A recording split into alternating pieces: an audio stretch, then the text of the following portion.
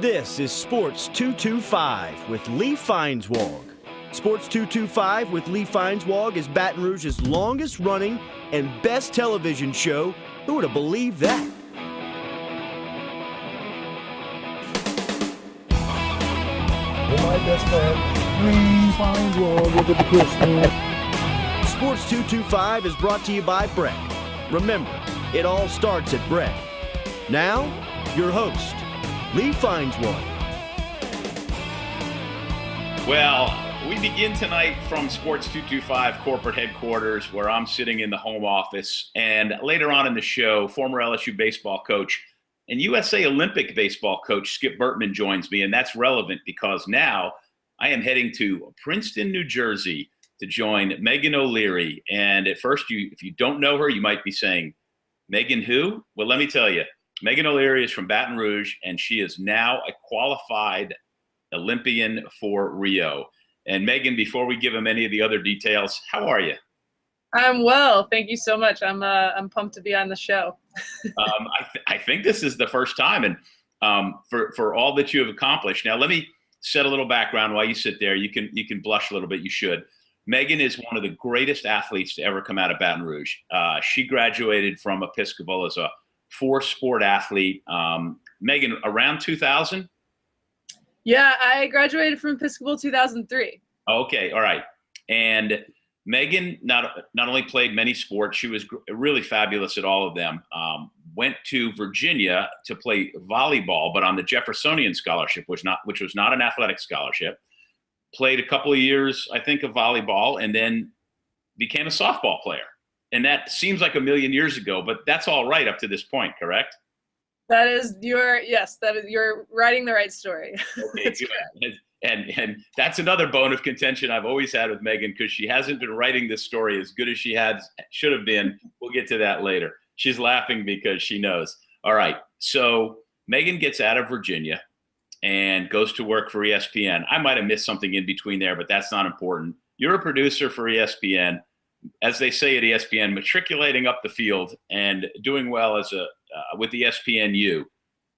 I'm right now up to about age 25 or 26, right? Right. This is all, you are spot on. Okay. And then one day you decided to want to row boats. Yep. I Googled it. I'd moved to Connecticut for ESPN. I was working for the Worldwide Leader, and I wanted to do something other than beer league slow pitch softball. And so I Googled rowing and found a boat club in Hartford and showed up. Didn't know a thing about rowing, but yeah, literally dove in head first, and I loved it from day one and threw myself into it. I bought a boat, which is not a cheap thing to do. Raced my butt off the following summer and ended up, getting an invite to the National Team Training Center about a year after I really first started rowing. Meghan, I've known you for all this time, and I did not know that part of the story, and that's the damnedest thing. Now, one thing, Meghan's 6 feet tall. She's really a strong person and a good athlete, but that was so foreign to anything else that you had done. Now, I know you have good upper body strength, and that rowing requires, strong legs, a good core, and the arms. But how foreign was it to you and your system at the time? I was so far outside of my comfort zone because I've always considered myself, I'm athletic, like things kind of came easy. I loved sports. I played them since I was so young, but this was something so alien to what my body was used to. I'm, ball sports, I was a fish out of water. I was just learning as much as I could in every practice and kind of faking my way until I made it. I remember literally the coach would write drills on the whiteboard before practice, and I wouldn't know what they meant, and I would just kind of have to mimic the girls around me on the water and be like, okay, that's what that means? Okay, I got it. And so there was definitely a learning curve, but I picked it up quickly. Now, most of us, I think of rowing as the long boats, 6 or 8 people in the boat, a little tiny person up front who doesn't weigh much yelling, stroke, stroke, that's the coxswain. But now, did you do that at first? Because what you do now is doubles. But I like to call myself a pure sculler, which means I have not swept a lot, which is the 8-person boats. I did a handful of sweeping when I first started, but the majority of my time has been spent in small boats. So the double, the single. The double is what I qualified for the Olympics in, which is just me and one other person. So right, another person, your partner Ellen Tomic, who is from Michigan, who is wonderful. Now, the last time I saw Ellen and you, the last time I saw you is when I met Ellen was at the big race called the Head of the Charles in Boston. I happened to be up there, and we connected. But that was a few years ago where we were talking. It seemed like Rio was so far away. But we need to back up a little bit because of the history. So you got invited into the Olympic program and try to set the time there, because just your geography alone, from Princeton to Oklahoma City to San Diego to Tampa, I mean, I could go on and on, but try to narrow me in here a little bit.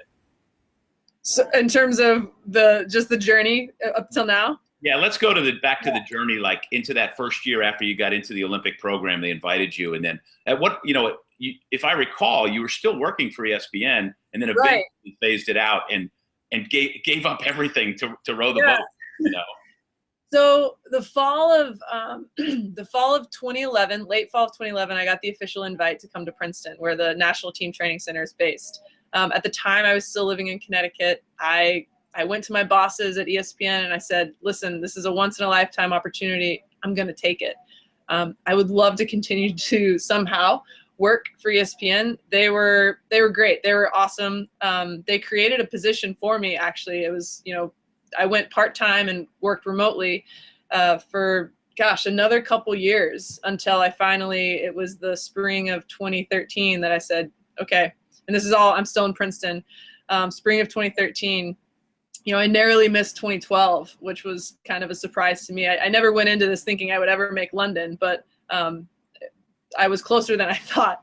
And so going into the 2013 season, I realized I really had to go into this full time. So I left ESPN. I said, I'll be back, but I need to do, I really need to do this full on. Competed, made my first world championship team, national team for 2013. And then that fall, they decided to change kind of the structure of the different events that are based in places. And so they cut the women's double from Princeton. They said, we're no longer going to have this event here. If you want to do this, go somewhere else. You can stay if you want to do another boat. My partner and I, Ellen, we thought we had something good. We thought, you know what, we're fast. Let's do what no one else has done in the US and build this boat and try and medal at the 2016 Olympic Games. And so therein began our kind of search. We moved to Oklahoma City, where there's another US rowing training center. And we were kind of there for a little bit, but it's not, it's Oklahoma City. There's a lot of wind. Rowing is tough there. So we spent a lot of time on the West Coast at the Olympic Training Center in Chula Vista and bounced around. We've, been back here in Princeton, and now we're kind of back here in Princeton, actually. So let me stop you by saying, because I know there were times when we talked, or I would keep up with you in Oklahoma City, where for a Baton Rouge girl who is used to warm weather, and granted you'd moved to the Northeast, but to be out rowing at the crack of dawn in the most horrible conditions, it was, and people should understand too, you took a vow of poverty for this. Not only are you torturing yourself physically, you gave up your job, and I know how hard it's been for the two of you to scrape by, and it's just makes it even more remarkable. And before I let you come back, well, go ahead. That's been so challenging. It's it's definitely, rowing is a humble pursuit. You're not doing it for the fame or the fortune, for sure. It pulls you in, and it's a humble amateur pursuit. It's been worth every second, but yeah, we've definitely had to scrape by and pick up every nickel and dime we could find. And yeah. Well, all right. So, but look what it's led to. Not only qualifying for Rio, but being on the Today Show and Sports 225 in the same week. Does it get any better than that? I'm famous. Yeah, hold that thought. She is Meghan O'Leary. I'm Lee Feinswag. This is Sports 225. When we get back, Skip Burtman will be with me in a couple of segments, but we got to wrap up another segment with Meghan and let you know how she qualified for Rio, and it's a heck of a story.